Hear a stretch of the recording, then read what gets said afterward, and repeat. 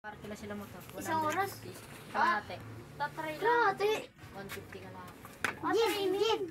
Sabi niya kung nga nagiging sa kanya na daw yung motor na yung isa. Ako daw na mamalengke daw ka. Tsaka susunduin mo daw si Janela. Aanggas si Andre daw madadred. Tsaka si Janela pupunta daw. Ianggas niya daw si Janela. Yun yung gagana. Ipapaayos ko kay Papa. Sakto lang sa akin, no, pagsakay ko. Hanggang dito upuan, nakaupo. Nakaupo ako nakaganyan, tapos nakaganon. Sakto din ginagin. Lalo na yun, ang lit-lit nun, tapos ito ang laki. Sabihin ka na. Tingi. Yun yung maliit. Napakaliit yun, Jin. Nakita ko nga, pagtangkaran sila eh, tapos maliit. Maliit ko naman to. Malaki yan eh. Maliit kaya nga nakakawan niya sa tubig. Diba, Dre? Yan, hindi yan sanay sa tubig. Kasi pag nadikitan na ng tulo, hindi nagagana yung makina. Ito gumagana. Kaya pala, kalawang-kalawang na yung makina niya. Kasi tuwa-tuwa sa tubig. Ano kayo laman ng makina?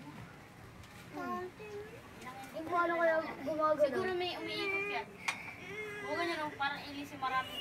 Parang pahaba. Tapos dahil na rin sa P5, binagbawi kami nila Papa. Diba rin sa yung bike na dito, nagpili ka ng bike na gusto mo. Mountain bike pa pinili ko. Naman mo na. Tapos yung nakita namin, ang kadena ng bike. Kadena ng motor. Ginahan mo dyan. Gulong ng motor. Nakita namin, gulong ng bike. Tapos mo lang eh. Kadena ng motor.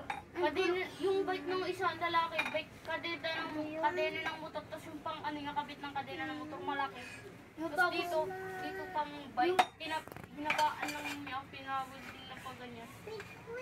Tapos kinabit niya sinubukan, tapos alam mo kung gano'ng kataba, ganyan kataba yung gulong. Gulong ng big bike. Dito sa harapan, gulong dito, malaki. Ay, shit. Maganda yung motor, mapayat yung gulong. Tapos maakit yun eh.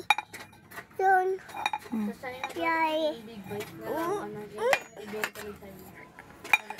Yun, susing maliit. Parang gusto ko ipunan yung bike. Yung to. Yaya. Binenta mo na? Bininta na. Huwag na matapon yan. Doon pa rin. Anong bike? Anong bike? Yung bike yung dati. Ba yun? Hindi yung ngayon yung bike. Damot. Kala ko binenta niya. Bebenta ka ni Mama. Dito, dito. Di ba ibebenta mo yung bike? Bibenta ko yan kapag inasar nyo ko. Ipapabenta ko rin niya kay Papa kung nabenta yung bike. Hindi yan ibebenta kasi yan siya kay Tita. Ipapabalik ko kay Tita. Kung nabenta yung bike na yan, si Papa bibili ng bagong bike ng Tita. Pag si Papa, pag binenta niya... Walang magagawang ama nyo pag ako nagdesisyon. Kala mo ha. Nagsayang ka lang ng pera dyan. Interior 200. Shout out kay Mervin para ibili ng bike. Si Papa bumili na ako sa ng bike. Hello, kasi magpapaalam ka. Iwanan na cellphone tayo doon ni Jonas. Hindi mo pinapabili ang bike. Yung Sabado. Yung Sabado na nabili. Andun o. Kasi yung plat. Yung plat yung bike. Tapos yung... Away na, bomba na.